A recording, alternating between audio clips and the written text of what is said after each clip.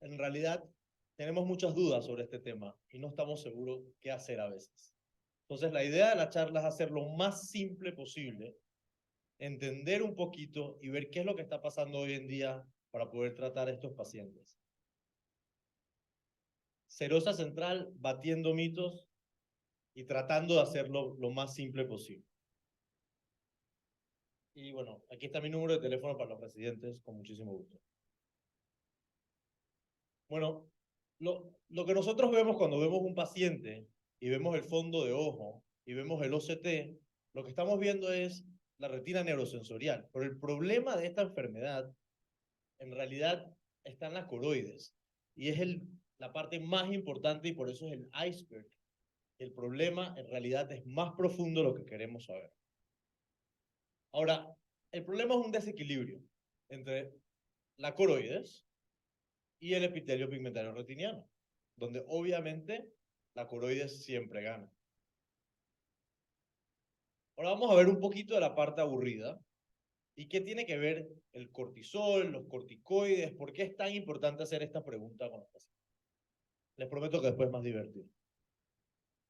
Entonces, esta es la estructura de la coroides, que arriba está el epitelio pigmentario y los vasos coroideos. Ahora, los vasos coroideos se inflan, se ensanchan y se llaman pachyvessels o paquivasos, porque hay receptores de algo que se llama aldosterona y cortisol, y los dos compiten por el mismo receptor, y cuando compiten por el mismo receptor y se unen con el receptor, aumentan la presión hidrostática, y aquí viene la parte aburrida, y esa presión hidrostática aumenta a nivel de la coroides, se crea un desprendimiento del epitelio pigmentario y sale líquido subretiniano.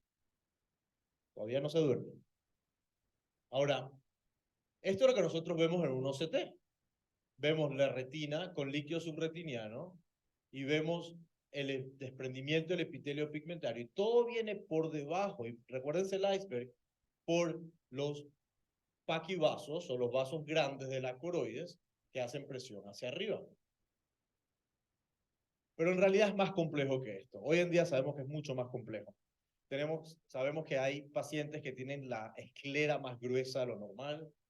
Sabemos que hay algún tipo de mayor porcentaje de drenaje a nivel de las venas, a nivel de los vortex veins que hay. Y por eso uno de los tratamientos que se ha propuesto es hacer cirugía de los vasos de los vortex. Pero obviamente eso es bastante invasivo para este tipo de enfermedad. Ahora, los factores de riesgo es muy sencillo. Los niveles de corticoides aumentan 37 veces para poder tener esta enfermedad y ser masculino. Eso es todo. Pero también sabemos que es más complejo. Hay múltiples estudios que hablan hay un componente genético, porque muchas veces les preguntamos a nuestros pacientes si tienes estrés, ¿cómo estás? Y en realidad simplemente son personas normales que no han tenido ningún tipo de evento y sabemos que hay un componente genético importante también. Ahora, el primer mito, si la personalidad tipo A, estrés psicosocial, siempre nos enseñaron que tenemos que preguntar y vemos a estos pacientes que son abogados, doctores, etcétera, y son este tipo de personalidad. Ahora, solamente hay un paper reciente por el gurú de la Serosa Central, que es el doctor Boone en Ámsterdam. Y él estudió y dijo, no, en realidad no es más común en personalidades tipo A. Eso es el primer mito. En realidad no necesita ser personalidad tipo A para tener una serosa central. Y por eso, cuando le damos alprazolam, tafil a estos pacientes, en realidad no funciona. Porque no se ha demostrado que en verdad esto sí funciona para la serosa central. Ahora, la parte más importante para que ustedes, los residentes. Cuando vemos un paciente, lo primero que hacemos, y por favor háganlo, es dilatar al paciente y vemos la retina. Ahora, cuando vemos la retina, si lo basas muy rápido, en realidad no sabemos, no nos podemos dar cuenta. Y un truco es inclinar la lámpara 10 a 15 grados para poder ver mejor la fobia. Y cuando vemos la fobia podemos ver algún tipo de marca de agua. Y eso nos tiene que llamar la atención y decir, aquí hay algo más. O a veces podemos ver áreas de un poquito de fuera de la fobia. Entonces es importante dilatar a estos pacientes. Es difícil verlos sin dilatar este tipo de detalle. Ahora, también podemos ver pacientes que tienen signos de cronicidad. Y es difícil esta imagen acá, pero si se puede dar cuenta, hay cambios de pigmentación. Cambios de pigmentación nos tienen que despertar que hay algo más pasando en ese ojo. Ahora, lo segundo que hacemos es un OCT. Pero lo primero que tenemos que ver en el OCT no es lo que más nos resalta a los ojos, sino es dónde está la coroides. Y recuerden que la coroides está debajo de las células pigmentarias de la retina. Y en este caso, tienen que ver que la coroides, en la mayoría de los casos, va a estar más gruesa. Y es importantísimo. Ese es el primer criterio. Luego vamos a ver, sí, vamos a ver el líquido subretiniano. Ahora, dentro del líquido subretiniano vemos la capa del elipsoide, la capa de los fotorreceptores, y vemos elongación, y son las hiperreflectivas, que son estos puntitos.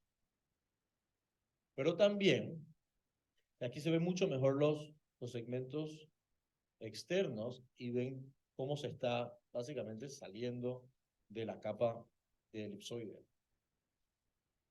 Ahora, cuando son muy crónicos o tienen mucho tiempo, vemos que hay shedding también. Shedding significa que se van.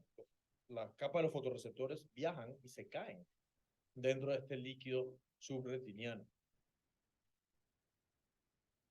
Ahora, una de las imágenes que a veces no hacemos, pero es muy importante, es la autofluorescencia. Sabemos que esto es una imagen de autofluorescencia porque el nervio está negro. Y vemos esta imagen de hiperautofluorescencia que habla de cronicidad. Ahora, después que ven un paciente, le dilatan, le hacen OCT, le mandan a hacer una angio. ¿Por qué? Por dos razones importantes. Primero, la angio es diagnóstica. Podemos ver. Y segundo, podemos saber si tenemos cómo tratar a este paciente solamente viendo la angio. Por ejemplo, en este paciente tenemos la parte más común, o el signo más común, que es el ink blot, o fácilmente le podemos pensar como si fuera un hotspot, algo que se está caliente y se está prendiendo. Y es un área donde hay hiperfluorescencia. Pero también la foto más bonita es el smokestack, ¿no? Pero solamente ocurre en el 15% de los casos. Y es curioso cómo sucede. Sucede porque en el desprendimiento del epitelio pigmentario, que siempre lo tienen que buscar en estos casos, hay una rotura, hay una micro rotura, y por ahí se cuela la hiperfluorescencia. Ahora, en algunos casos, en unos centros académicos grandes, podemos hacer algo que se llama ICG, y ICG nos muestra los vasos coroideos.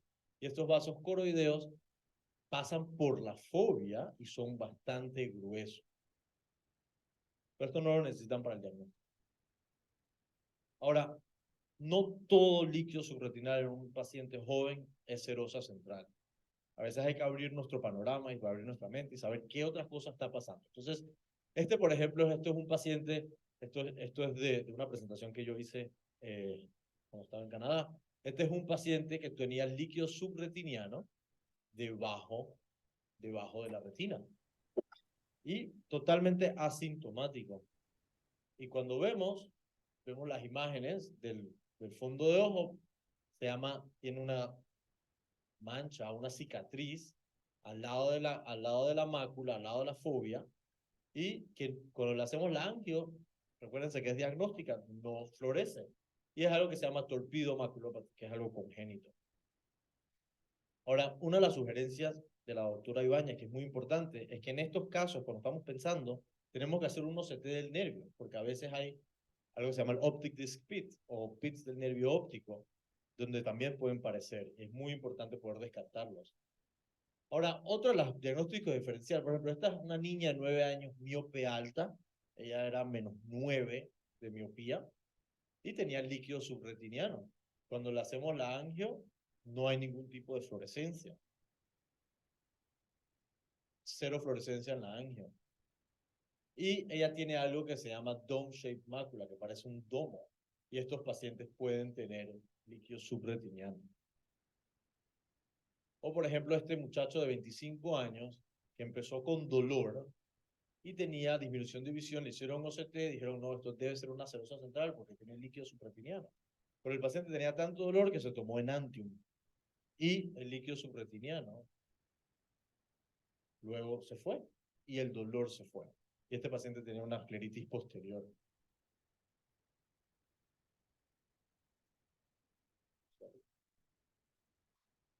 Paciente de 30 años, 29 años, y vemos la coroides sumamente gruesa, pero esto es más grueso de lo normal. Le hacemos la angio y nada. Y tiene este periodo de washout abajo.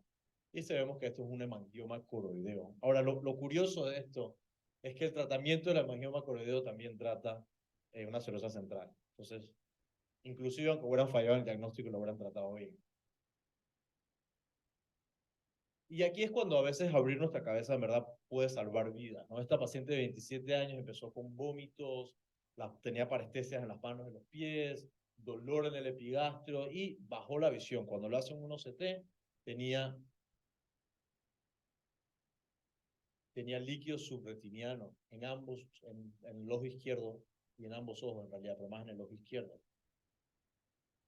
Y esta paciente era hipertensa, le hicieron laboratorios, tenía enzimas elevadas hepáticas, trombocitopenia, dolor, le hicieron una prueba de embarazo, estaba embarazada y no lo sabía. La paciente tenía síndrome de Hell. Y gracias a Dios lo pudieran salvar la vida a esta paciente. Así que a veces salvamos vidas los oftalmólogos.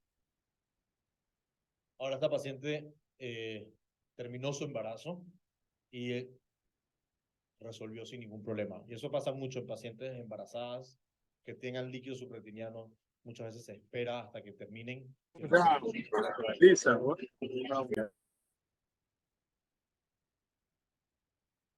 Ahora, esto es un espectro.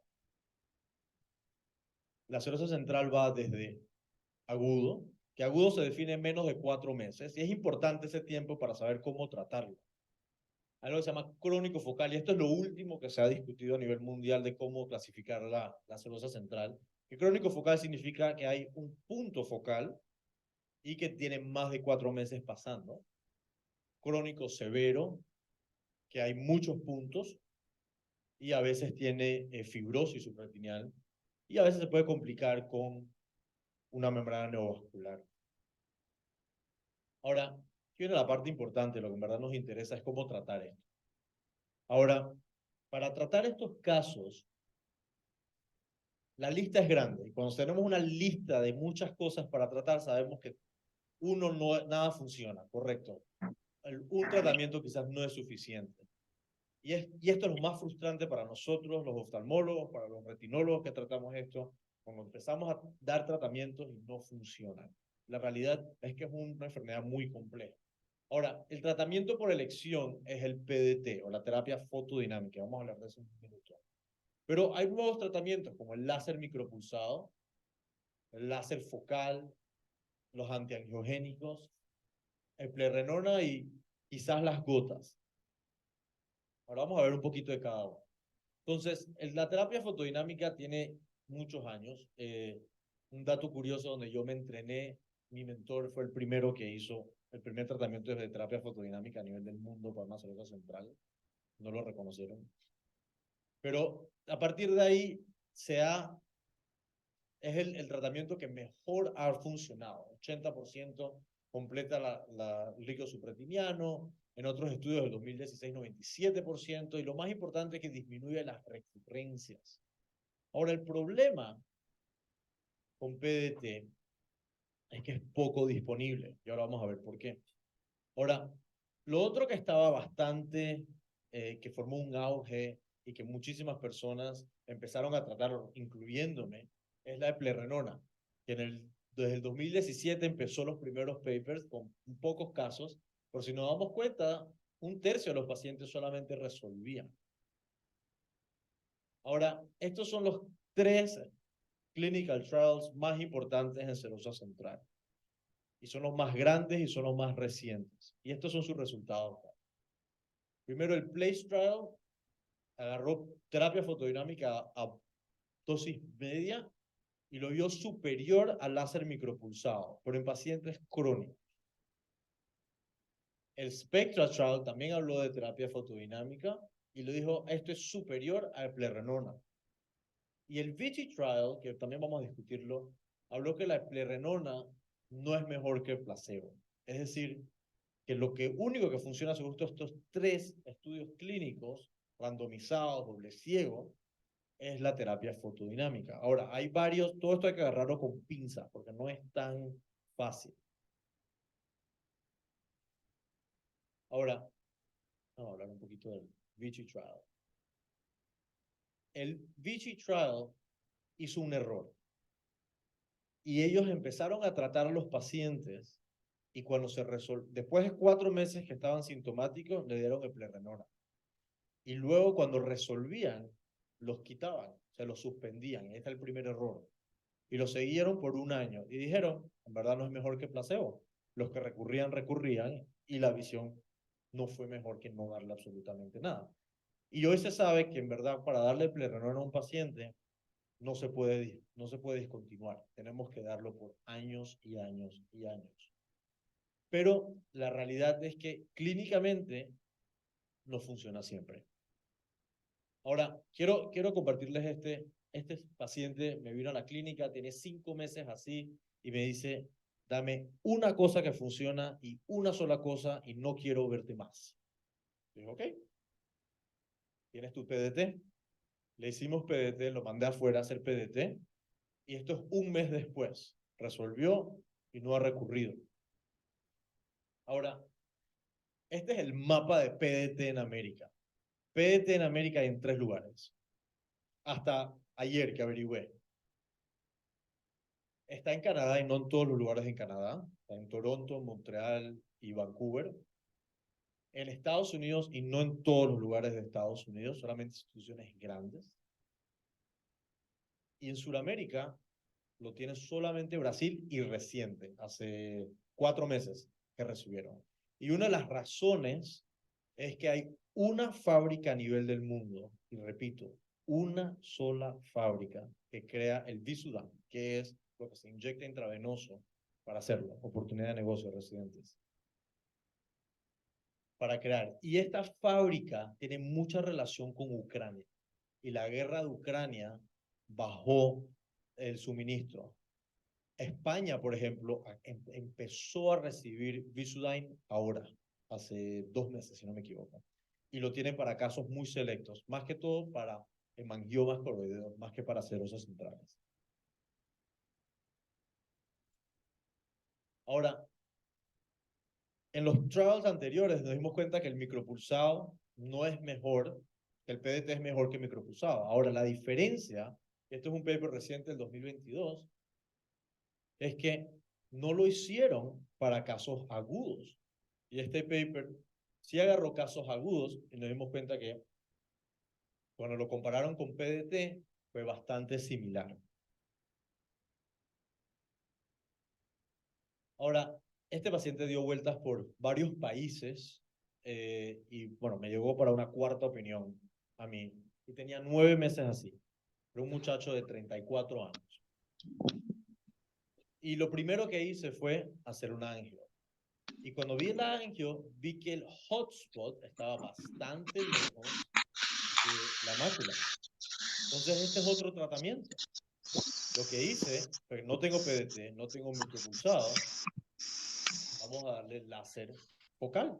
Y le dimos láser focal y este es 1 mes después del láser focal y ahora está totalmente seco. Pero, si se dan cuenta, cómo hay shedding de las capas de los fotorreceptores. Es decir que su visión nunca va a ser perfecta.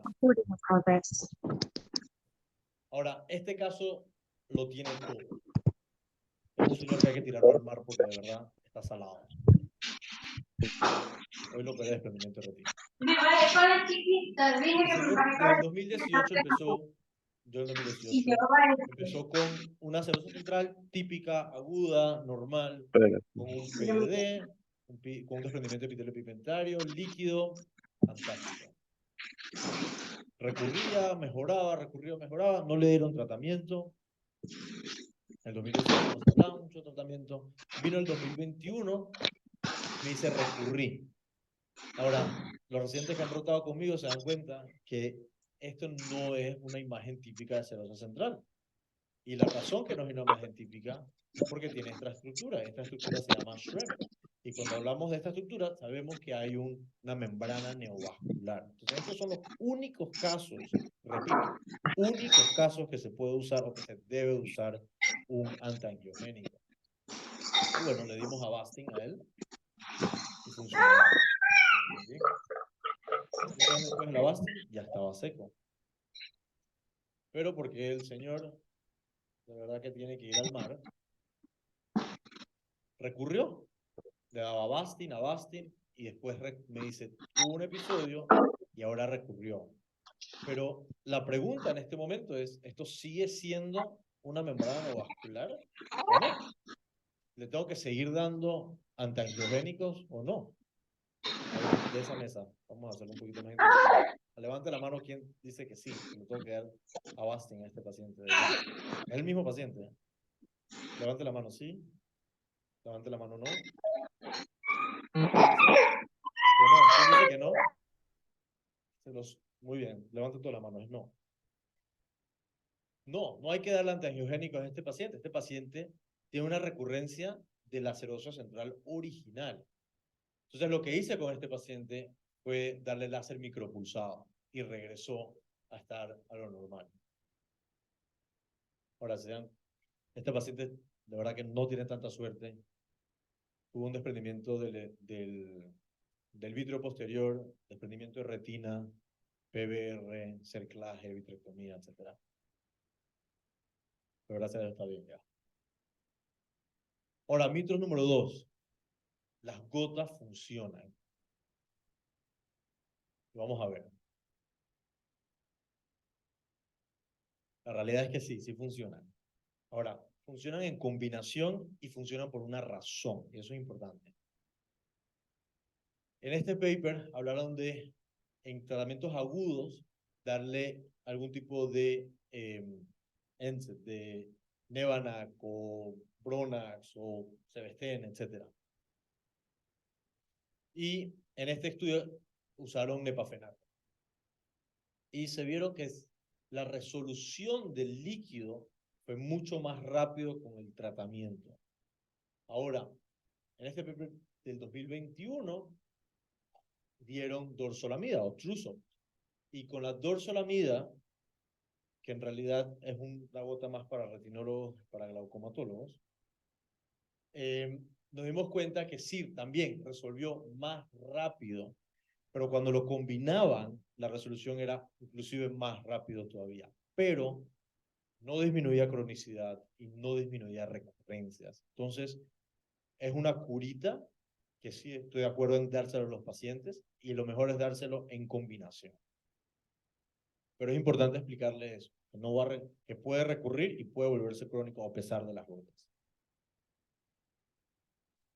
Ahora, este es el slide, hay 2 slides importantes, este es el número 1. ¿Cómo se maneja? Si es agudo, le daríamos gotas y quizás podemos estar pensando en dar un láser micropulsado. Si es crónico focal, es decir, hay un punto focal, le podemos dar láser, cualquier tipo de láser, desde el láser de fotodinámico, del láser micropulsado o láser focal. Y si es crónico severo, es mejor darle PDT que micropulsado, porque en verdad todos los estudios han dicho que PDT funciona mejor. Y solamente si hay membranas vasculares, hay que darle un anti-VEGF o un antiangiogénico. Ajá. Muy buena pregunta. La pregunta es, en ese esquema, ¿dónde entra la eplerenona o la spironolactona? Yo personalmente lo converso con los pacientes, pero no estoy tan emocionado como lo estuve en el 2017 y en el 2018, cuando empezaron a hacer los nuevos estudios. Y yo tengo pacientes en eplerenona, 100%. Yo pienso que uno de los errores de la eplerenona es esperar a que sea más crónico. Yo se los trataría de empezar al mes de tratamiento y no se los pararía. Doctora Neje, tenías una pregunta. Claro.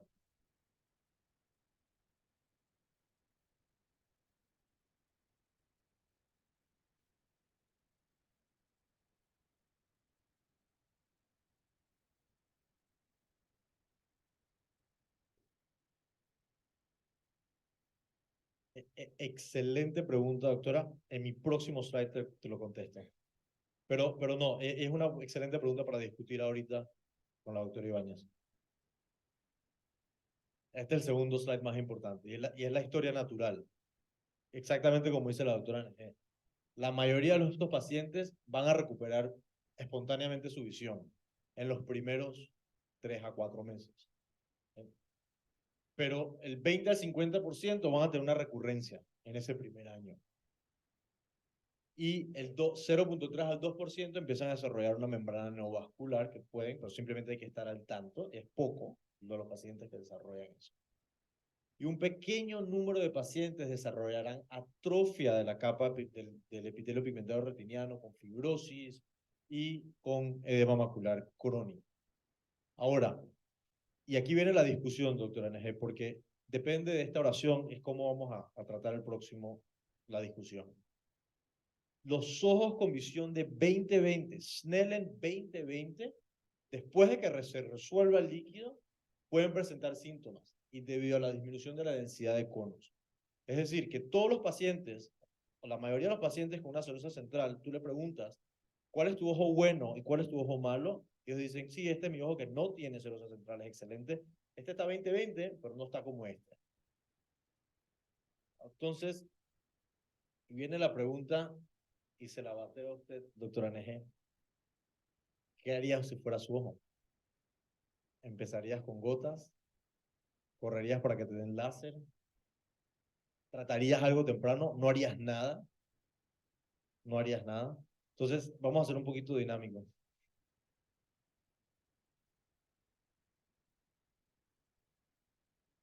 Sí, sí, claro. Aquí estamos basados que ya el diagnóstico está hecho, se hicieron CT, se hizo angiografía y tienes un diagnóstico de serosa central agudo que acaba de pasar.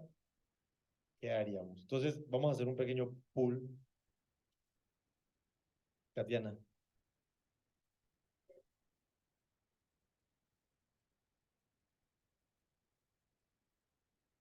El paciente se llama Katiana.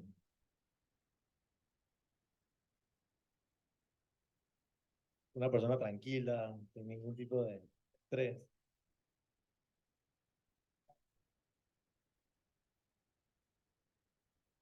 Sí. Como vimos, mandarlos al Tíbet no funciona. Doctora López, por favor, sí. No, hay otro. Correcto. Excelente, gracias por la pregunta. Sí, vamos a decir que esto es la primer episodio, el otro ojo está perfecto, es tu primer episodio, nunca te ha pasado anteriormente. Entonces, vamos a hacer un pequeño poll. Yo quería hacerlo digital, pero bueno, no me funcionó. Levanten la mano los que se tratarían a ustedes mismos con nada. Observar. Katiana, la menos estresada. La doctora. Dos. Ahora levanten la mano los que empezarían con gotas.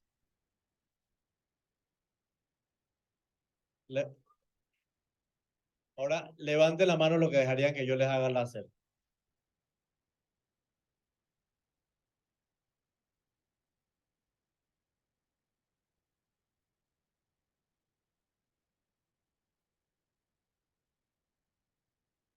Excelente pregunta, excelente comentario.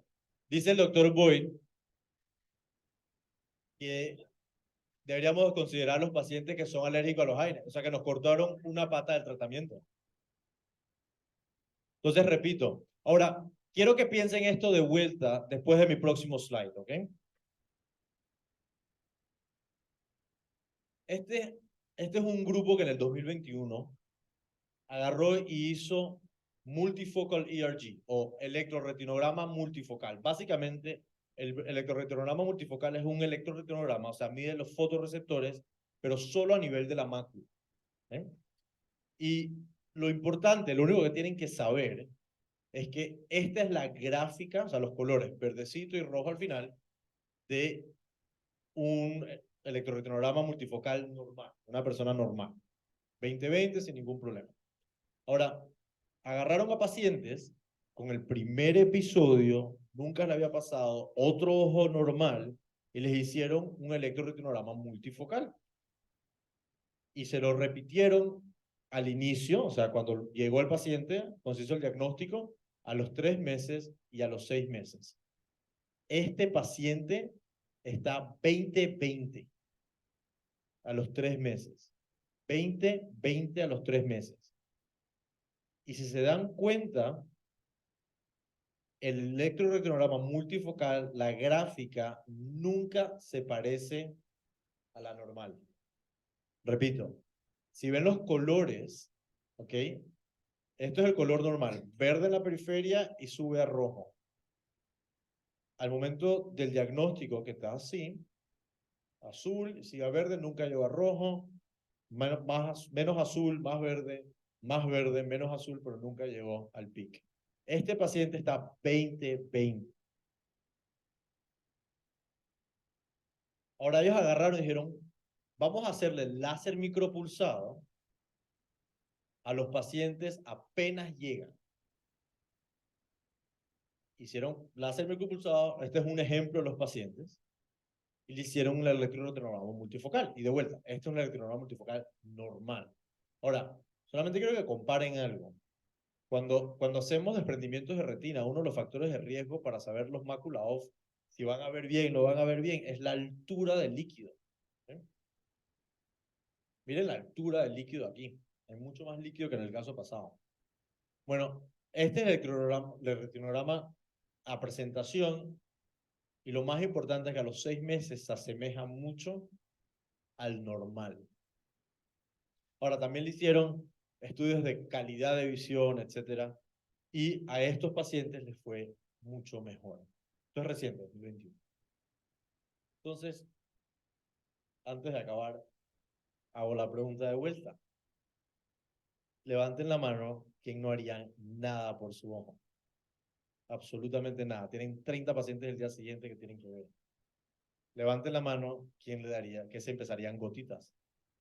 Lo llamo gotitas porque tiene su restricción. Y levanten la mano quien se dejaría hacer láser por mí.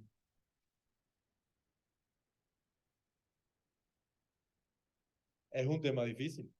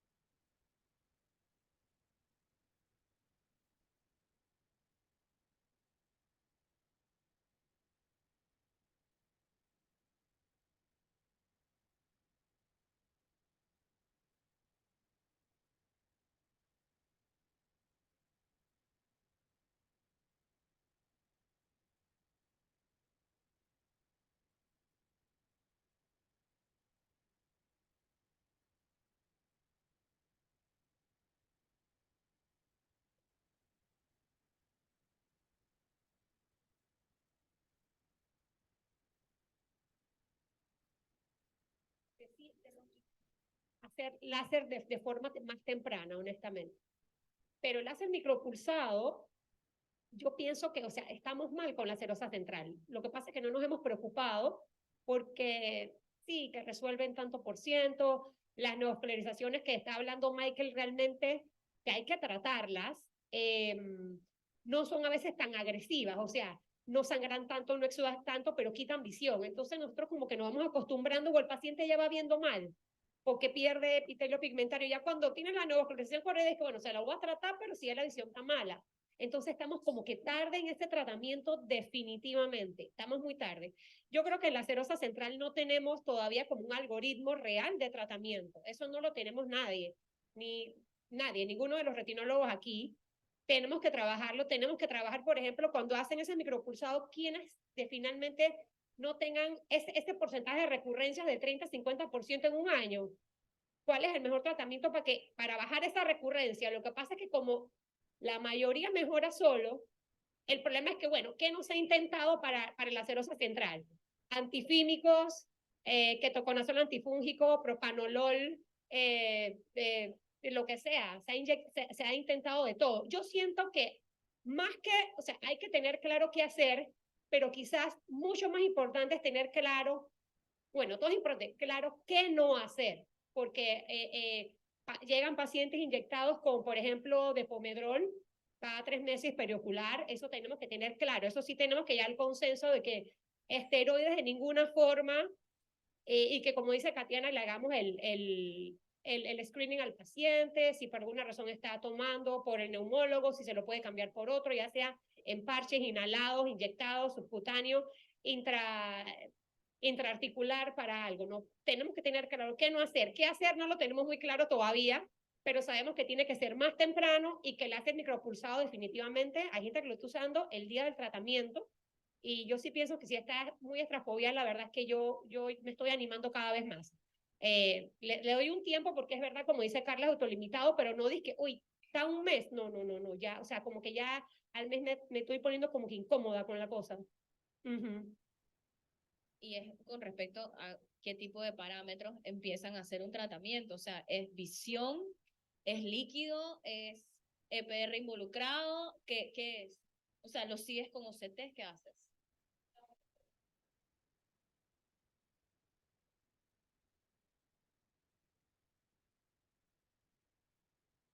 Gracias.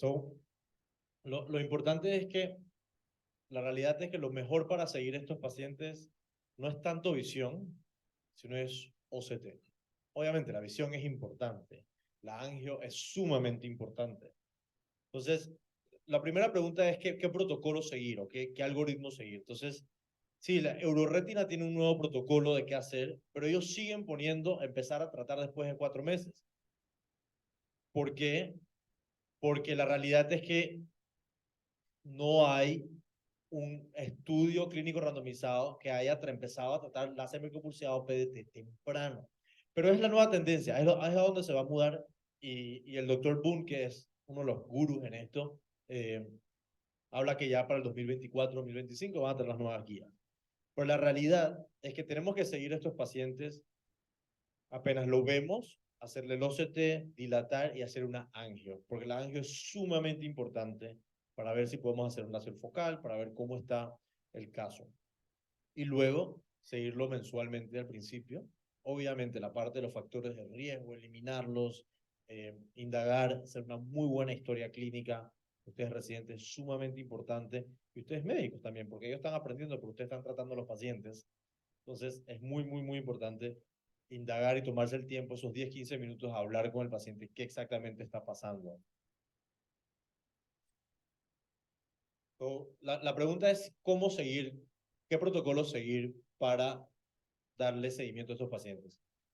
Entonces, llega hoy el paciente, o sea, la pregunta de Katiana es, te llegó un paciente hoy, ¿qué haces exactamente? Además de hacer la historia, indagar, quitar factores de riesgo, que puedes y muchos factores de riesgo no puedes, lo mandas a hacer una angio.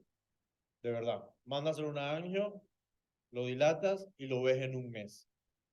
Le mandas gotas. Si en un mes no ha resuelto, por favor refiérelo, porque lo más probable es que necesite mayor cantidad de tratamiento. Muchas veces se dice en los estudios, si el paciente tiene una necesidad de ver mejor rápido, por favor empezar a iniciar tratamiento rápido. ¿Qué paciente hoy en día no necesita ver rápido y que no necesita trabajar y que no es banquero, que no es cajero, que no necesita ver su computadora bien? Entonces, esos parámetros hoy en día han cambiado, ¿no? Pero si me llega a mí, pero si te llega a ti, tú le haces el OCT y el angio al mismo, entonces te lo mando seguido. Mi pregunta es, ¿se le hace el angio inmediatamente? Voy a hacer una propaganda a la doctora Edith y a Carla, o lo mando allá para hacer el optosangio, que en verdad nos ayuda bastante.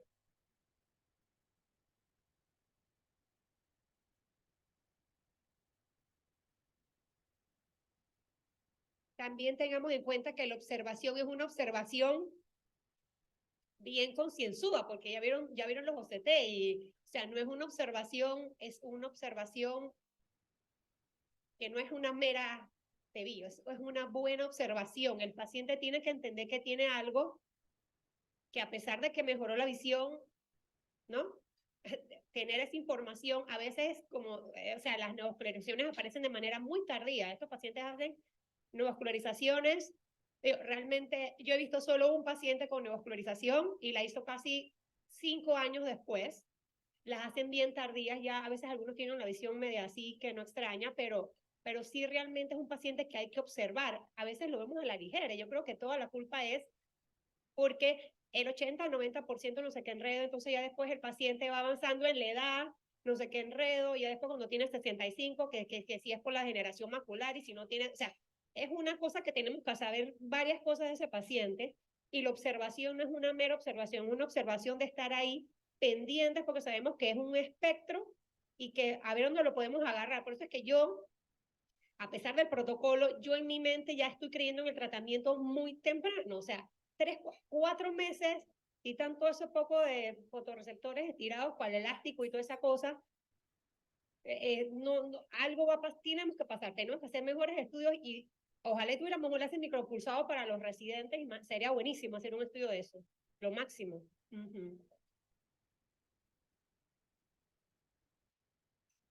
Yo he usado brinzolamida, ahí salió dorzolamida con nepafenaco. Se fregó. Porque no le vayas a poner corticoides, rácata, lo matas. Están proscritos, contraindicados. Perdón. Mira, en resumen, yo creo que también tenemos que ver mucho qué es lo que realmente tenemos aquí a disposición, porque todo eso que estamos hablando, a lo mejor no tenemos ni el 60% de eso. O sea que tenemos que aplicar a lo que tenemos aquí. Yo estoy de acuerdo con Ana en el sentido de que, por lo menos en mi clínica, es tratamiento tópico primero y esperar unas 3-4 semanas, no mucho más. Y si realmente el paciente sigue con esa cronicidad, entonces aplicarle láser. Pero no láser de inmediato, porque el láser, por más inocuo que parezca, puede causarte algún problema, qué sé yo, un sangrado o cualquier cosa, entonces le vas a fregar más la visión al paciente de lo que tenía previamente, simplemente por estar apurado a hacerle un láser cuando pudiste haberlo tratado con gotas primero, y donde está publicado que la mayoría de los pacientes responden bien con tratamiento tópico. Si ya persiste, entonces aplicarle láser o lo que tengamos a disposición.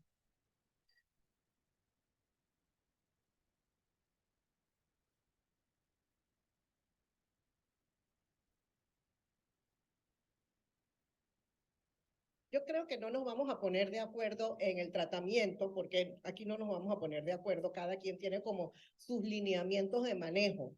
Lo que sí es importante resaltar o recordar, ella estaba buscando la fecha, en el 2020 hubo una reunión de expertos en serosa central, y ese grupo se llama el Grupo Internacional de la Coriopatía Serosa Central. Se propuso una nueva clasificación basada la clasificación multimodal. Ellos hablan de criterios mayores y criterios menores.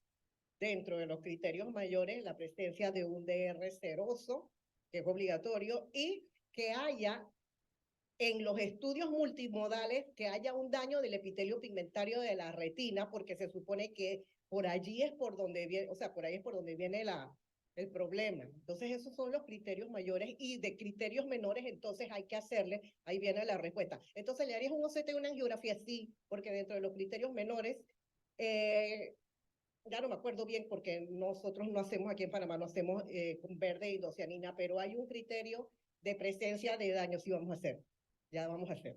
Hay un criterio de creo que daños de vasos coroideos en la fase media, que haya uno o más puntos de fuga en la angiografía y que haya aumento del grosor coroideo en OCT. Entonces, claro, si hay un paciente con una serosa central, claro que hay que hacerle, para uno poder hacer un diagnóstico específico, tiene que hacerle todos los estudios para poder decir, cumple con los 2 criterios mayores y cumple con uno de los menores.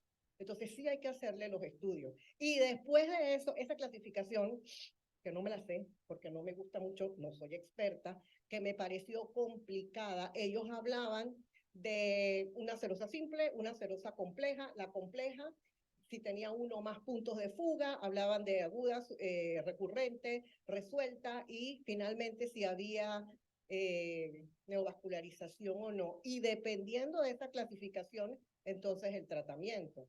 Pero yo creo que sí es importante revisar todos la clasificación, que esa es una clasificación reciente, del 2020 al 2023 solo hay 3 años. Si me gusta o no me gusta, pero es importante saber de lo que están hablando la gente grande, porque si es un grupo internacional, me imagino que esa gente es gente grande, y tratar de acoplarnos a lo que esa gente, los lineamientos que esa gente están proponiendo, por lo menos a la hora de hacer diagnóstico y de los estudios multimodales y etcétera. Ya.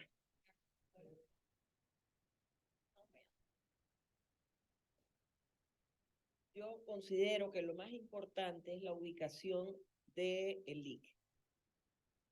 Cuando yo era residente, hace muchos años, por allá entre el 80, como hasta el 84, mi profesor en Chile, el profesor Verdaguer, consideraba que había una serosa, que hoy vi a un paciente que lo traté hace yo como 20 años, y ahora vino con un edema macular, un Irving gas, y tiene una serosa activa. O sea, tiene 2 LICs de estos que él llamaba una serosa maligna de aquella, que es la que se llama enreguero, que es diferente, no es un spot, es la que parece como si se hubiera secado un río. Bueno, él en ese ojo que tiene la central que tiene el edema cistoideo, el Irving gas, tiene activos los 2 LICs y tiene un desprendimiento seroso curioso. O sea, es increíblemente raro, pero ahí está. Entonces, el segundo comentario que quería hacer, eso hay que considerarlo, pues no todas son bonitas, nada más con el humo de chimenea o el spot. Sencilla, hay esta que es en reguero, que suele ser más difícil de tratar. En un tiempo se consideró otra entidad y ahora, o sea, y después se pensó que siempre ha quedado como serosa. Y el otro comentario que quería hacer, nosotros del 2000 al 2005, lo único que se podía hacer como gran cosa, porque antes en las degeneraciones maculares seniles, en los PED enormes hemorrágicos, nosotros teníamos que prácticamente cerrar los ojos y nos blanqueábamos la mácula, o sea, le dábamos láser. Primero le dabas con rojo, después le dabas amarillo, dependiendo si tenía mucha sangre o no, y sencillamente la liquidabas. Del 2000 al 2005 fuimos muy felices porque apareció la terapia fotodinámica y hacíamos Vaisudyne pero como locos. O sea, a veces hacíamos 5, 6, 7 en un día. Y eso era lo de todos los días y estábamos muy contentos. Cuando vinieron las inyecciones, magnífico. Fue mucho mejor. La consideración que quiero hacer, y por eso hago el comentario, el aparato se lo llevaron como 2 años después, estuvo un tiempo en nuestra clínica y ya después no vendían el Vaisudyne y se llevaron sencillamente el láser. A considerar si acaso volvemos a hacer esto o tienen la oportunidad de hacer Vaisudyne. Las lesiones, tú ponías el spot lo más chiquitito posible, dabas el tiempo que la misma máquina te regulaba siempre, y por eso se abandonó. El spot se iba haciendo más grande. La cicatriz terminaba siendo casi monstruosa y terminabas casi que con la misma cicatriz que si le hubieras dado un láser normal.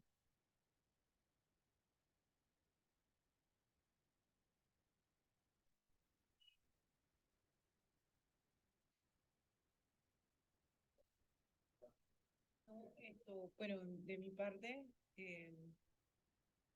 la parte de la terapia fotodinámica, como ahí, no sé, no hemos dicho, no has dicho la experiencia tuya o sí.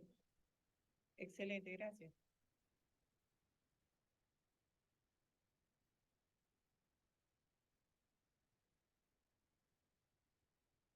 Gracias. Sí, es verdad, tenemos que tratar esto con lo que tenemos en Panamá. Pero la realidad es que estamos muy cerca de conseguir un láser micropulsado, el centro de cirugía, muy cerca. Y pienso que si nos interesa, podemos hacer los esfuerzos para conseguir el PDT que lo teníamos en Panamá. Ahora, el PDT hoy en día, o sea, hoy 2021, 22, 23, en estos casos se hace half dose, o sea, se hace la mitad de la dosis o mitad del tiempo, pero hoy en día hacemos mitad de la dosis, que es mejor, que es mi experiencia, fuera de Panamá. Ojo, en Panamá obviamente no existe, pero fuera de Panamá sí hice muchísimos. Y se pueden hacer hasta subfoviales, pero half dose, eso es súper importante, porque con toda la dosis quizás no es lo suficiente. Ahora, y necesitamos verdindiosanina para hacerlo mejor todavía, entonces prontamente en la clínica van a tener verdindiosanina. No, es verdad, no necesariamente, pero es mejor. Es mejor porque sabemos que con el verdindiosanina nos puede dar la lesión mucho más grande que lo que en realidad nos puede dar en la angio. Entonces la angio nos sirve para diagnóstico, pero el verdindiosanino nos sirve para dar exactamente el tratamiento y el tamaño que queremos. ¿Que se pudiera hacer con angio? Sí, pero no es lo que se debería hacer. Ahora, para los retinólogos que tienen un poquitito más de edad que yo, ¿ustedes creen que existe la posibilidad de poder tener el láser? Porque el Visudyne es un problema a nivel mundial, y ahora sí lo consiguió. Y eso, digo, hay que hacerlo y hay que conseguirlo, pero se pudiera conseguir.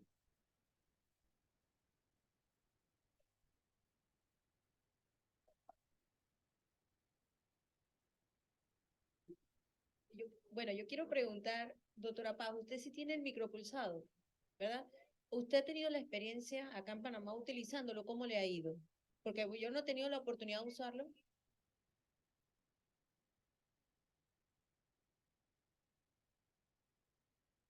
Usted pensaría, entonces, después de los 3 meses que el paciente no mejora, ahí es donde decide exactamente, o un poquito antes. Ok.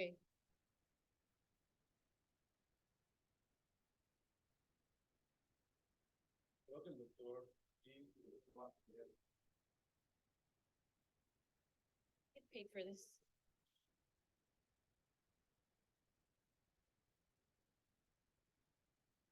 Bueno, buenas noches. Tal vez para los jóvenes que no tuvieron la experiencia con el PDT, yo creo que por lo menos en serosas en degeneración macular sí llegamos a ver en la terapia fotodinámica hemorragias masivas. Entonces es bastante desagradable tener un paciente que tiene un grado de visión terminando viendo 5 veces menos, ¿no? Entonces el número de pacientes que tuvimos con PDT, por lo menos el personal, era bastante corto, un número muy pequeño. Sin embargo, ver una hemorragia masiva en un paciente después de un PDT no era divertido, ¿no? No sé si en la experiencia, si hay un número importante de pacientes con PDT que tuvieron, si en los que tenían serosa central, si llegaron a observar este tipo de complicación en algún paciente, ¿no? Obviamente una patología diferente, ¿no?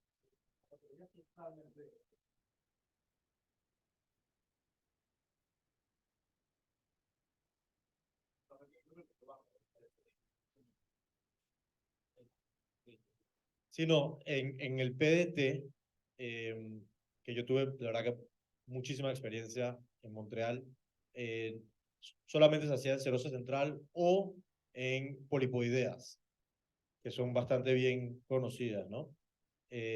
Y la mayoría lo hacemos en mitad de dosis y no teníamos ningún tipo de hemorragia. Ahora, obviamente se usa menos por las inyecciones intravítreas, ¿verdad? Pero la pregunta es si podemos en realidad tener ese incentivo de buscar un láser de PDT y poner en un lugar central. Yo creo que el doctor Vázquez.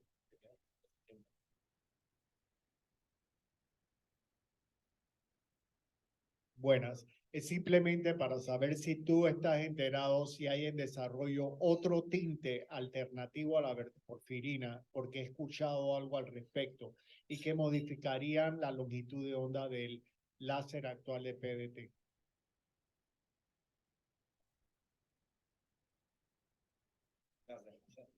No, sinceramente no, porque eso implicaría, sí, cambiar el láser y cambiar la longitud de onda, hacer un tuning de la longitud de onda, y es para eso tiene que haber estudios y poder, para que sea seguro. Entonces, lo que quieren hacer es al revés, es empezar a subir la producción de Visudyne, porque es verdad, hay una sola fábrica a nivel del mundo que lo hace. Entonces, eso es lo que quieren empezar a producir. Y la realidad es que no, hoy en día no es negocio por los anti-VEGF. Pero claramente hay una necesidad. Y como pueden ver en el mapa, mandar a los pacientes a Estados Unidos, Canadá o Brasil en América. Y en España es muy limitado, muy limitado.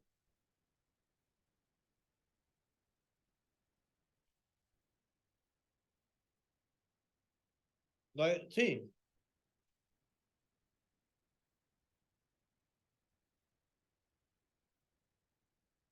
sí, digo, mi forma de pensar es que tendríamos referencias de toda América. Tendríamos toda América aquí, porque no hay lo tiene.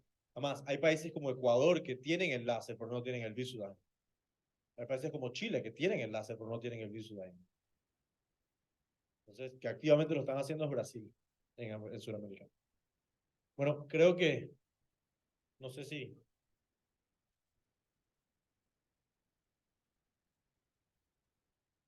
Creo que el mensaje más importante que yo quería dejar, no hacer como Obama, pues no voy a tirar el micrófono, pero que la nueva tendencia en verdad es tratar temprano y que a eso deberíamos de lograr, hacer el diagnóstico temprano, hacer las imágenes multimodales que deberíamos hacer, pensar en otros diagnósticos diferenciales y tratar de empezar a tratarlo lo más temprano posible. Y en este último paper 2021 empezaron a hablar de esto y es lo nuevo que se está viendo en Serosa Central. Bueno, muchísimas gracias y que tengan muy buen provecho. Y tenemos varios retinólogos aquí, deberíamos sentarnos a conversar sobre el futuro de la retina en Panamá. Michael, mil gracias por tu tiempo.